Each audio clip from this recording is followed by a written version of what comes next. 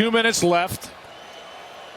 First down for the Cowboys after the Donovan Wilson interception. He's played a great game tonight. 1st and 25. The Lions have 2 timeouts. Cowboys up 4, and why not? Add another for CD Lamb.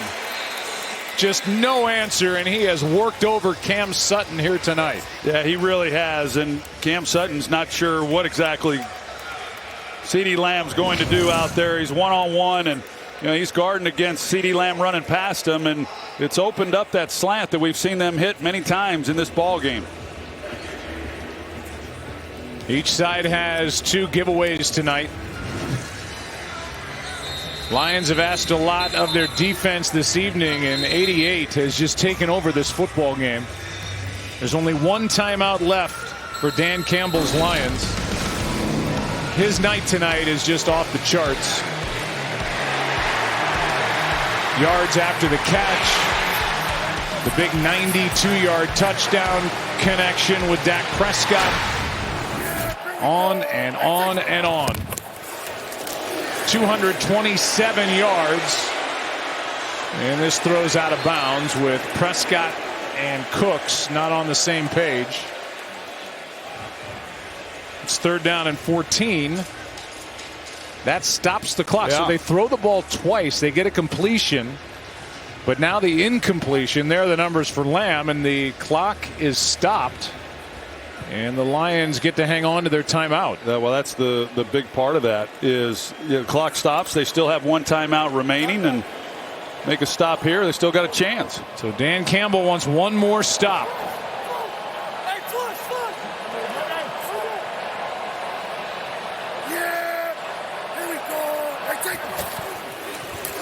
Quick throw, tight end Ferguson makes the rolling catch, and that will bring up 4th down, and Dan Campbell right next to the official calls for their final timeout. A gain of 8. 4th down coming up. And the decision for McCarthy. He sends Cavante Turpin onto the field. We saw Dan Campbell do this earlier in the year at the Chargers. If they do indeed go for it here to try to put the final nail in, instead of kicking the field goal and making it a 7-point game. Well, it's pretty interesting. I mean, it definitely looks like they're going for it, and it's a different game than the one that I played because, again, I would kick the field goal.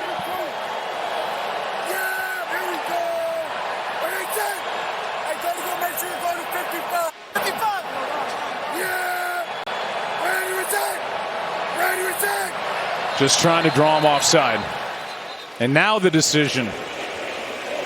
It'll be the field goal unit to try and make it a 7-point game.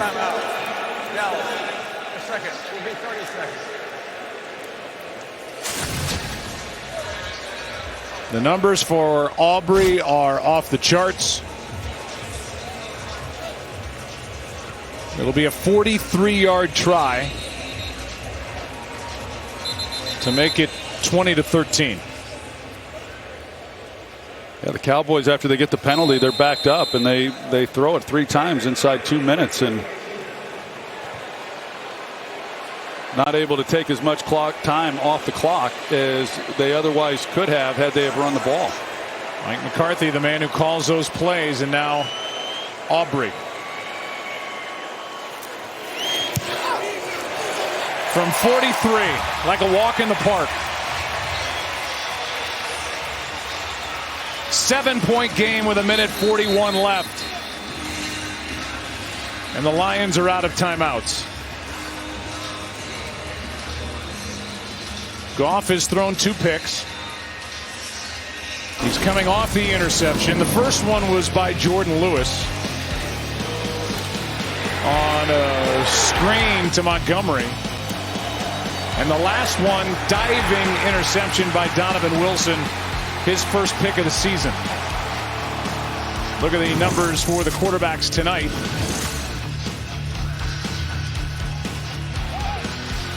That battle's been won by the man on the right. Yeah, and we kind of anticipated that coming in, that the problems that Detroit has had in the secondary, that You know, they had the chance. Dak Prescott had an opportunity to put up some pretty big numbers, but overall, for what this defense was able to do, I think they held the score down. They've kept their offense in it, given them a chance. Now, the decision to throw it there on second down, and with the incomplete pass, it gave Detroit a good 45 seconds left on this clock. Well, the Cowboys, who came in averaging basically 40 points a game at home, where they're 7-0. Their average margin of victory 24 points a game. The offense now sitting and watching as Jared Goff tries to rescue this night, and number 11, Micah Parsons. This is a spot in the game he lives for. Yeah, no doubt. You better have an answer for him. At least get 4 hands on him.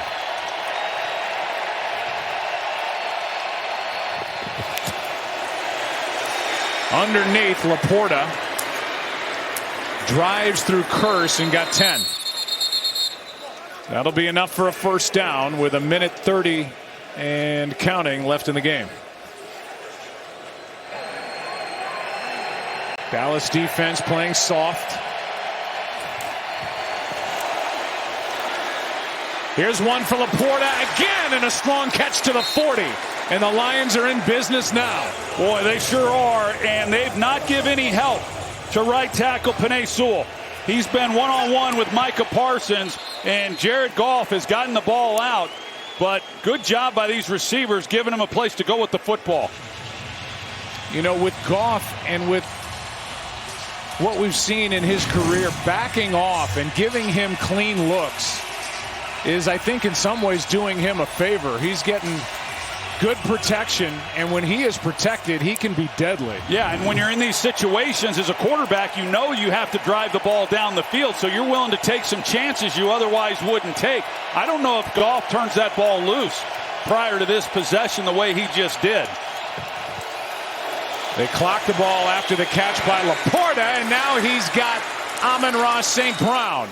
And in a blink, the Lions are at the 26 of the Cowboys. Soft coverage on the outside, easy read for Jared Goff, and it's like you would do on a Wednesday, Thursday practice back in Detroit, the way that he was able to drop back and complete that one. Because they haven't played him obviously like this all night, and now they're just backed off, and in 3 plays they're at the 26. Yeah, and not to get ahead of ourselves, but if the Lions score, you'd bet just about everything you've got that Dan Campbell's going for 2. Second down and 10.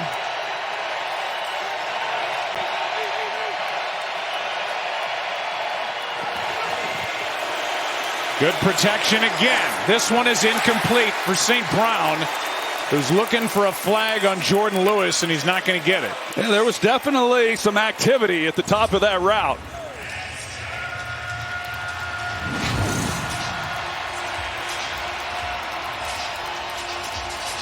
Yes, there was. Yeah, I'm with Amon-Ra St. Brown. I'll defer to John, but I thought that was contact. Yeah, I think that restriction at the top of the route is an issue. Instead, no call. It's 3rd down and 10. Instead of a first down by penalty. Goff. Laporta. Room to run. Still going and down near the 11. And the Lions, with under 30 to go, are just over 10 yards away. Yeah, they've got 3 downs now to get it in the end zone. So the Lions throw the interception. Goff does the last time they have it. Donovan Wilson gets it.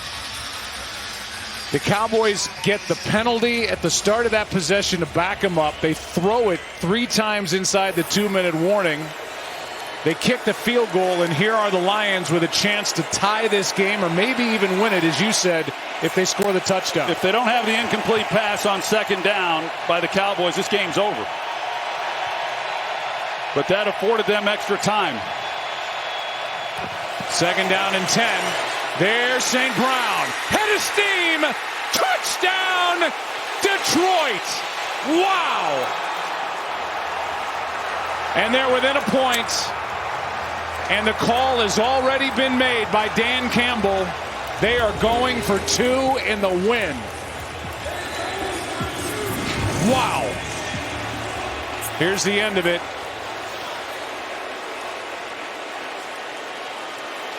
This play that they're about to run, they've known all week. And get into this situation, they need 2 points to win the game. This is the play, and it's not always the same play from one week to the next. 2-point try to go ahead. 3 for 5 on tries, and a timeout is taken by McCarthy along the sideline. And you nailed it. This is Dan Campbell. Charles timeout. Dallas at second. The defense for Dallas played soft, soft, soft. Jared Goff just ate it up. Parsons wasn't a factor. The Lions are 3 for 5 on 2-point tries. They've thrown it 4 times, run it once. They've gone to Laporta twice and Montgomery once when they've been successful. Penei Sewell was phenomenal on that drive, handling Parsons. And with 23 seconds left in the game, this to go ahead.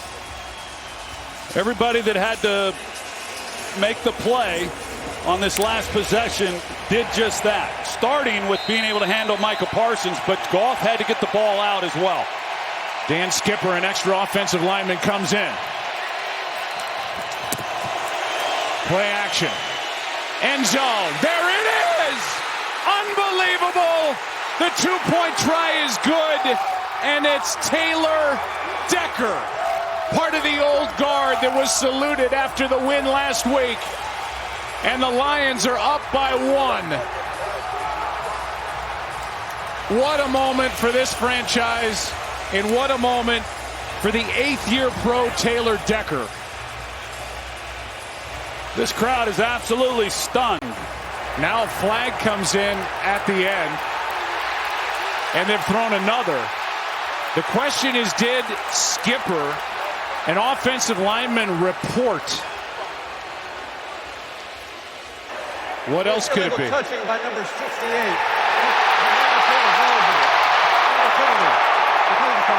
So the call is an illegal touch? I think number 70 and number 68 came in, and I'm not sure 68 reported as ineligible. Well, 68 is Taylor Decker, their left tackle.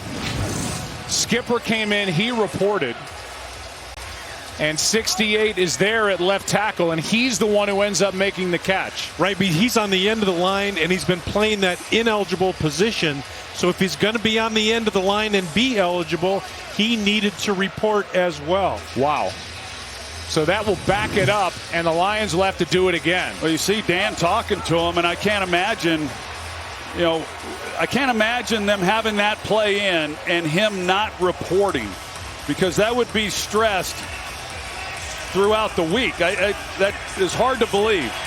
Well, let me ask you this. Now that it backs you up, do you kick the extra point and tie the game? They leave their offense out there to try to convert again. Yeah, from the 7-yard line. This is aggressive.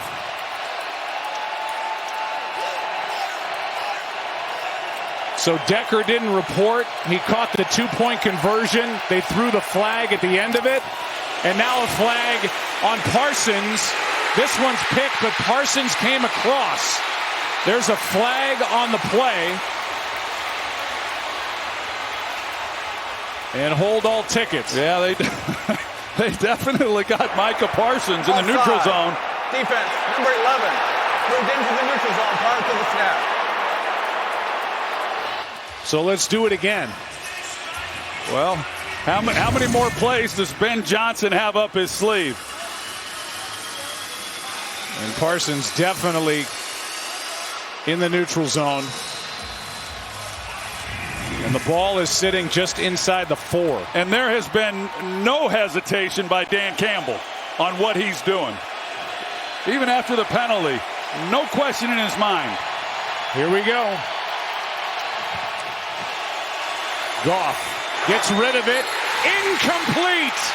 And now the Cowboys maintain their lead. James Mitchell, the tight end, couldn't make the catch. And the Cowboys finally able to exhale. What a finish. Well, Detroit got exactly what they wanted. And as good as Goff was on that last drive, this throw was not. And if he hits Mitchell in stride and gets it on him, he gets the 2-point conversion. But the ball was low. You're going to see they push up with Laporta to give Mitchell room on the route.